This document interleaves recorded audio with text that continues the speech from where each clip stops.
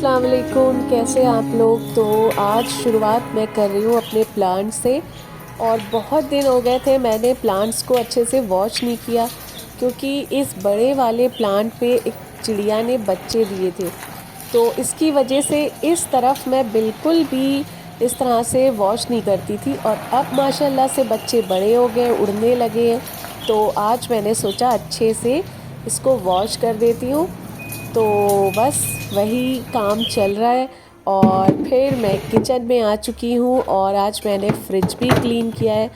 तो फ्रिज को मैं हफ्ते में एक बार इस तरह से ज़रूर क्लीन कर देती हूँ, क्योंकि मेरे बच्चे कुछ सॉस वगैरह या दही कुछ निकालते हैं तो गिरा ज़रूर देते हैं, चाहे जितना भी आराम से मैं उनसे बोलूँ निकालो।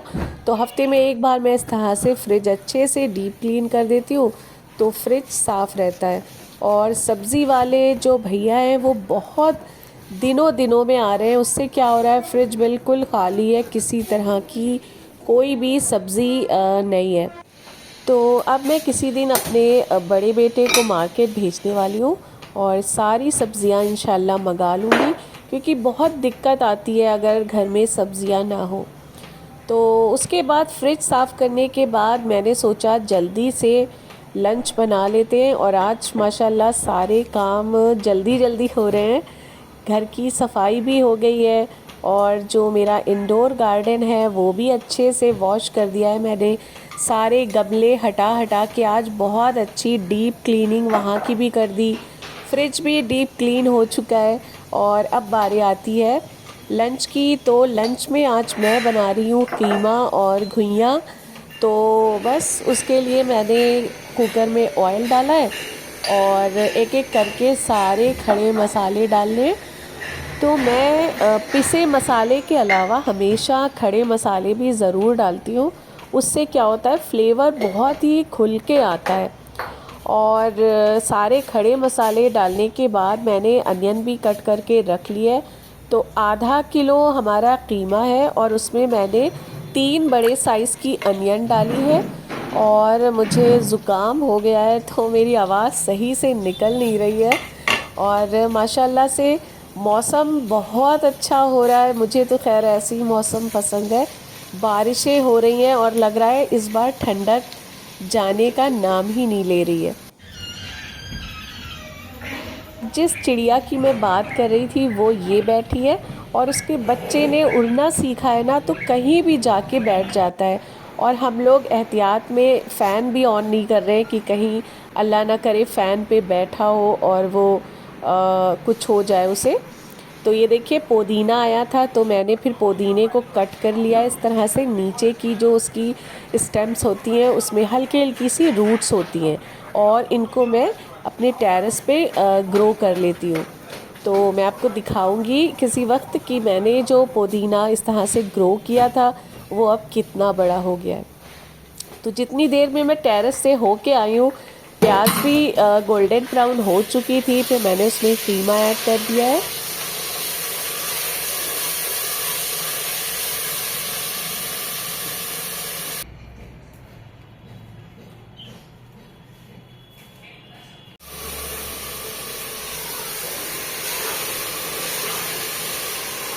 और कीमे की बहुत अच्छे से भुनाई हो चुकी है। अब इसमें जो बेसिक मसाले होते हैं वो मैं ऐड कर दूंगी। तो नमक, मिर्च, धनिया, ये सब।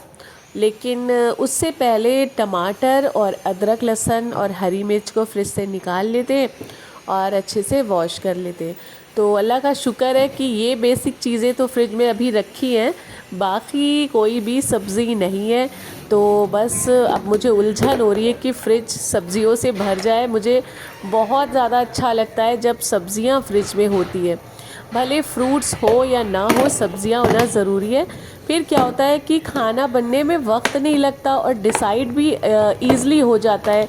फ्रिज खोला और नज़र गई सारी सब्ज़ियों पे, और दिमाग फ़ौरन काम करने लगता है कि आज ये बनाना है। तो बस यहाँ से मैंने जो हरी मिर्च, टमाटर वगैरह थे निकाल लिए, वॉश कर लिए। और मैं बताऊँ कि जब से मैंने टेरेस गार्डनिंग स्टार्ट की है, टेरेस गार्डनिंग तो मैं कई सालों से कर रही थी। बीच में मैंने थोड़ा छोड़ दिया था 2-1 साल। लेकिन मैं फ्लावर्स ग्रो करती थी। और इस साल मैंने फ़र्स्ट टाइम वेजिटेबल्स ग्रो किए। तो एक्सपीरियंस इतना कुछ अच्छा रहा है मेरे साथ। और फर्स्ट टाइम जो भी मैंने वेजिटेबल्स ग्रो किए माशाल्लाह अच्छे से उनकी ग्रोथ हो रही है। एक खीरा तो हम लोगों ने तोड़ के खा भी लिया है। और इतनी खुशी होती है जब आप सीड से कोई चीज़ ग्रो करते हैं और फिर उसको हार्वेस्ट करते हैं, तो वो अलग ही एक एक्सपीरियंस होता है।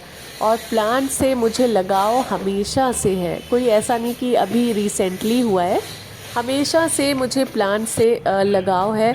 और आपको यकीन नहीं है, सेहत के लिए वो अच्छे हैं गार्डनिंग। ये क्यों कहा जाता है? इसलिए कि मैं अब छत पे कम से कम 20 से 25 बार जाती हूँ, ऊपर नीचे। तो उससे क्या होता है, हमारी एक्सरसाइज हो जाती है और माइंड भी एकदम रिलैक्स, एकदम फ्रेश रहता है। तो मुझे तो ऐसा लगता है कि अगर आप टेरेस गार्डन बनाते हैं ना, तो फिर आपको बाहर कहीं घूमने जाने का दिल ही नहीं करेगा। बस जब दिल घबराया, उलझन हुई, मैं फ़ौरन अपने टेरेस पे चली जाती हूँ और अपने प्लांट्स को देखती हूँ। तो मेरा मूड भी फ्रेश हो जाता है और माइंड भी रिलैक्स हो जाता है। तो इधर कीमा ऑलमोस्ट बन ही चुका है, बस इसमें टमाटर और हरी मिर्च ऐड करके इसकी अच्छे से मैं भुनाई कर दूंगी। और बस इसको बंद करके 2 सीटी लगाना है फुल फ्लेम पे। और फिर आपको बिल्कुल लो फ्लेम पे इसे कम से कम 5 से 10 मिनट के लिए छोड़ देना है। और जब ये हो जाएगा तो फिर घुइयाँ छील के मैंने रख दी है। और फिर घुइयाँ, हरा धनिया और पिसा गरम मसाला डाल के 2 सीटी और लेना है और आपका मज़ेदार सा कीमा तैयार हो गया। तो रोटी चावल तो मैं पहले ही मैंने बना के रख लिए हैं, तो हमारा लंच भी तैयार हो चुका है। तो इसी तरह से मैनेज करके जब मैं चलती हूँ ना, तो सारे काम अच्छे से और जल्दी हो जाते हैं। और ये देखिए, बातें करते करते मैं एक बार फिर टेरेस पे आ चुकी हूँ। तो ये मेरा सेकंड टाइम इस व्लॉग में ही हो गया है। तो बहुत ही खूबसूरत लग रहा था, बादल हल्के हल्के आते हैं, फिर धूप आने लगती है, लेकिन मौसम ठंडा है। और ये देखिए, अगर आप केयर करते हैं तो एक सूखे से प्लांट में भी फिर से लीव्स आ जाती है।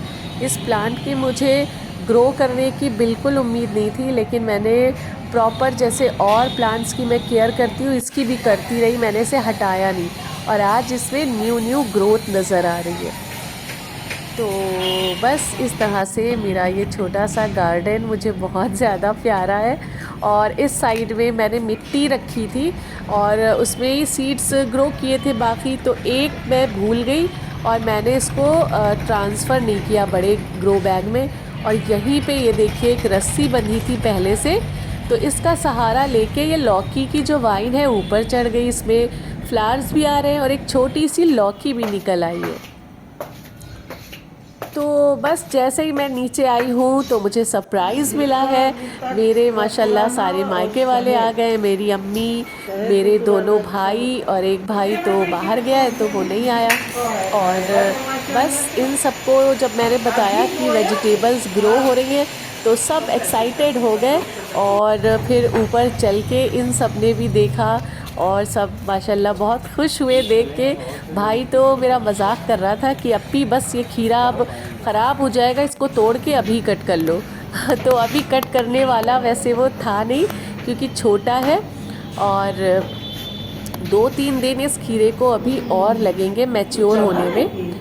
तो बस फिर अब सब नीचे आ रहे थे। तो मौसम कुछ ऐसा हो रहा है, कभी धूप आ जाती है और कभी बारिश होने लगती है, कभी बादल आ जाते हैं। तो अभी फ़िलहाल बहुत ज़्यादा धूप हो रही है। अब हम खाना खाने भी जाते हैं।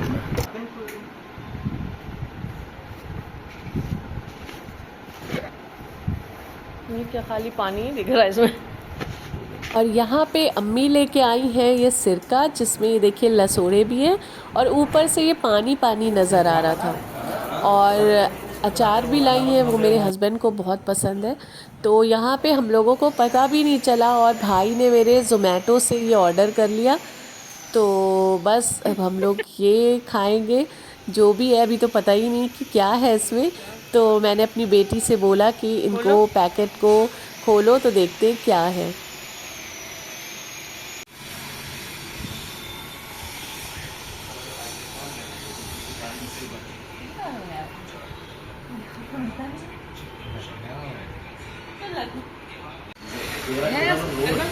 लगने लगा लेकिन लखनऊ से कहाँ आ पाएगा यहाँ? क्यों लखनऊ में यहाँ कोई रास्ता नहीं है? अच्छा कर देते हैं।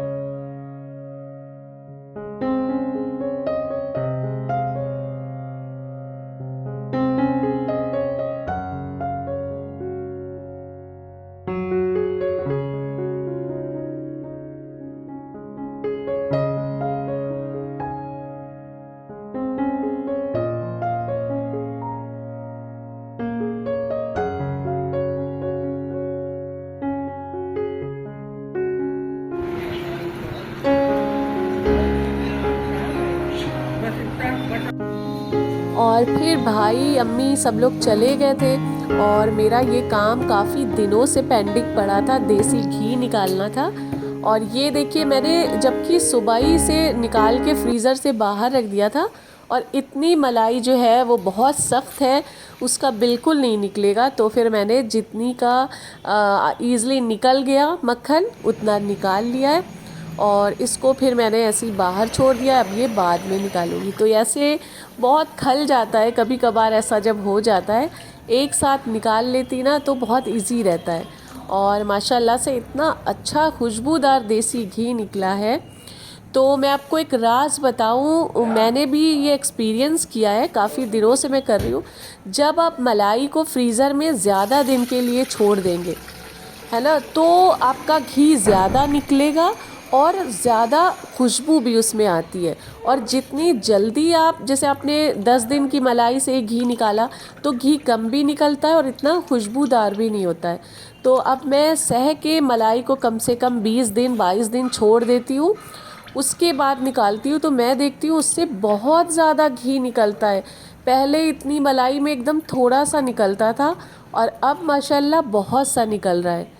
तो मलाई जितनी पुरानी होगी उतना ही ज़्यादा घी निकलेगा, बशर्त आप उसे फ्रीज़र में ही छोड़ें, बाहर मत रखें। और हाँ, जिस दिन घी निकालना है उस दिन एक रात पहले ही निकाल दें उससे फ्रीज़र से बाहर, तो मेल्ट भी हो जाएगा और फिर मक्खन आपका बहुत ईज़िली निकल जाएगा उससे। बस 2 बार मिक्सर को ऐसे घुमाना था और मक्खन बाहर निकल आया। तो ज़्यादा दिन रखने से बहुत सहूलियत हो जाती है। और ये देखिए मैं आ चुकी हूँ तीसरी बार टेरेस पे, क्योंकि ये मौसम ने मुझे आवाज़ दी और इतनी ज़बरदस्त आंधी तूफ़ान आया है।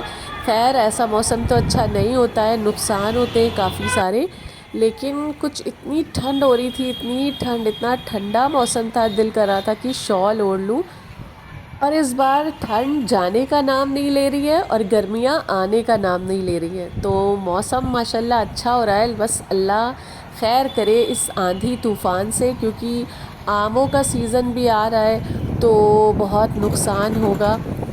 तो ये देखिए कितने काले काले घनघोर बादल छाए हुए हैं और ये मेरे प्लांट्स देखिए इस तरह से झूम रहे थे, इतना खूबसूरत लग रहा था इनको देख के।